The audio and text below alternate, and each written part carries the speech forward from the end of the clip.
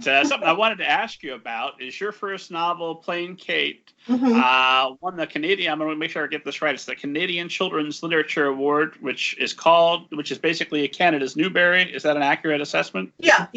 It's called the TD usually after the bank that sponsors it. The TD Canadian Children's Literature Award. One of those two things. Yeah. Everybody just calls it the TD. It's a big shiny sticker that comes with a whole lot of money. Yeah, it's really huge winning that for your debut novel. It was killing it, right? What? Yeah, it was absolutely. It was.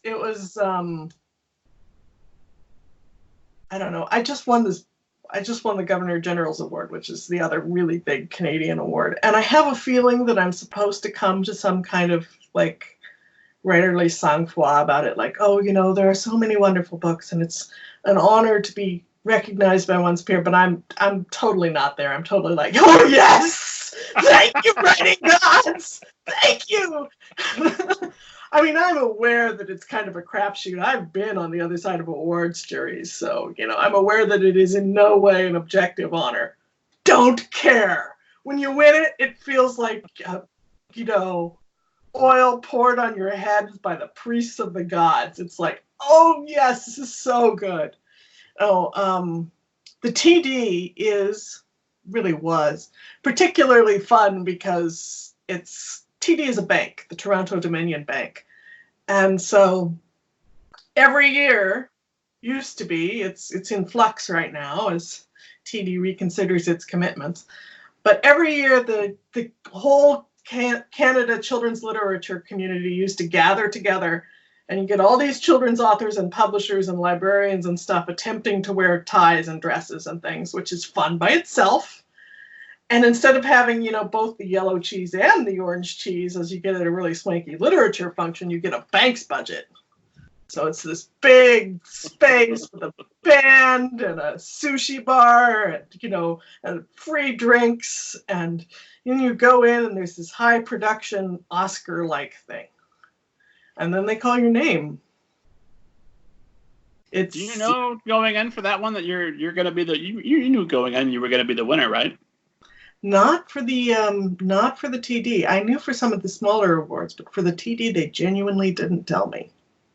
Wow. Yeah, I know. I think they were meant to. I got the "you absolutely must come to this" speech, but it was my first novel, so I didn't really read too much into it. Do you have your fake "I'm so happy for you" clap all prepared? Yeah. So what?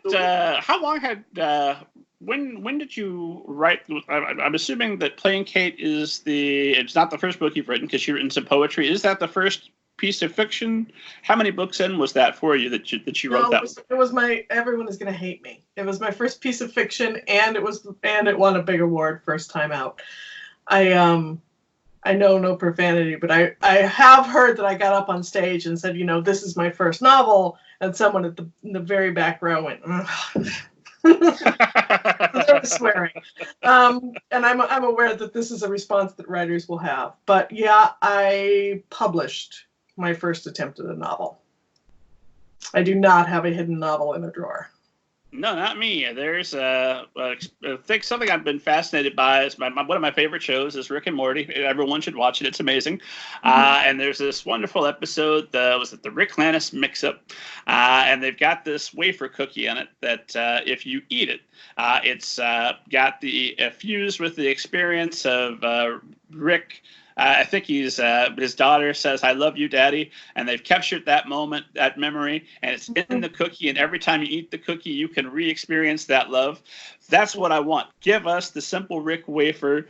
Give us the experience of what it's like that for your debut novel to win big. You must have been on top of the world, right? I was, absolutely. It was astonishing. It was really it's very strange because it is in a way a very quiet novel. I mean, it's a high fantasy with witch-burning mobs and big magic and monsters and stuff in it, but in a way it's a very quiet novel. It's about an orphan girl whose father was a woodcarver, which my father is too. It's a Russian favorite fantasy. It's, she's very quiet. She's highly skilled, but actually, I always write these characters. When I was a kid, Star Trek, right? So there's Captain Kirk and Mr. Spock, and I was firmly on Team Spock. I am always drawn to the characters who give you nothing but the occasional crack in the facade. I love to watch those people on the page, on the stage, on the screen. These people who are very shut down and contained, and then my editor will write in the margin, "What is she feeling?" And I'm like, "She doesn't know, and if she did know, she wouldn't tell you." So I've learned to put that on the page very slowly, because every editor, I think, fell in love with Captain Kirk, has been my experience.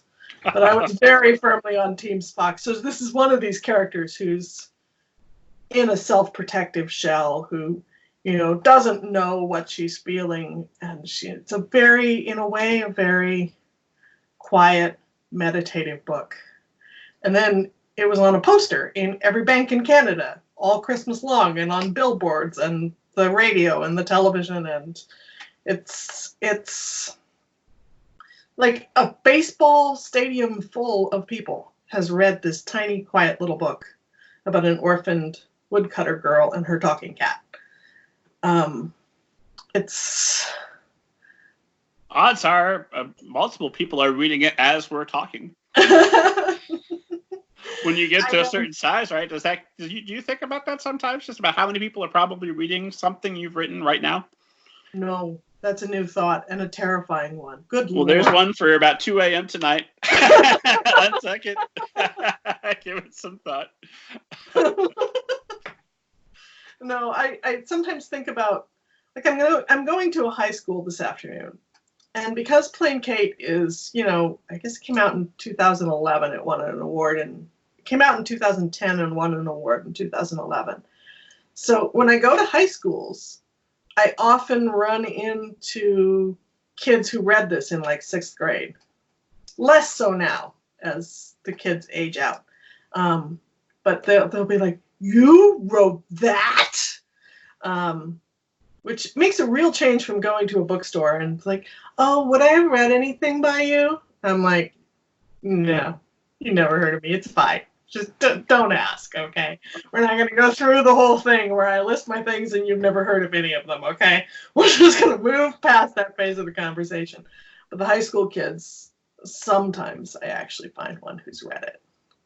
And they're always just like, I think they're like me. They believe the books were basically written by unicorns. And so to have you took dictation from a unicorn. Yeah, is that how that works? I should have tried to capture one when I was still a virgin. Well, how long did that book take you to write?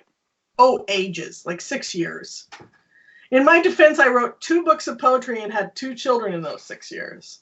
But yeah, it was just, yeah, I think it took about 6 years to write it and another 2, 3 to get it, edited by my agent and then sold and then edited by my editor and then out into the world.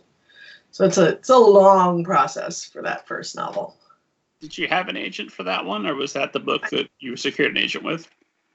No, so that was the book I secured an agent with. I submitted it more or less over the transom. I went to the bookstore. I made a list of where I wanted my book to end up when it grew up, and whose agent I really wanted. And then I looked up all those agents. Now, this was 2008, so it wasn't super easy to find all those people. But I eventually did find out who represented everybody that I really loved. And I made a list of agents, and I queried my top one, and I got it. Again, a thing that is going to make people absolutely despise me. But there you go. Well, haters going to hate. We don't have time for that. Yeah, what are you going to do? It's not the usual publishing story. I'm very well aware of this. My husband is also a novelist, and his story looks nothing like this. His story is a much more typical story. So, but he doesn't hate me, and I take joy from that. So, Or at least he hides it really well.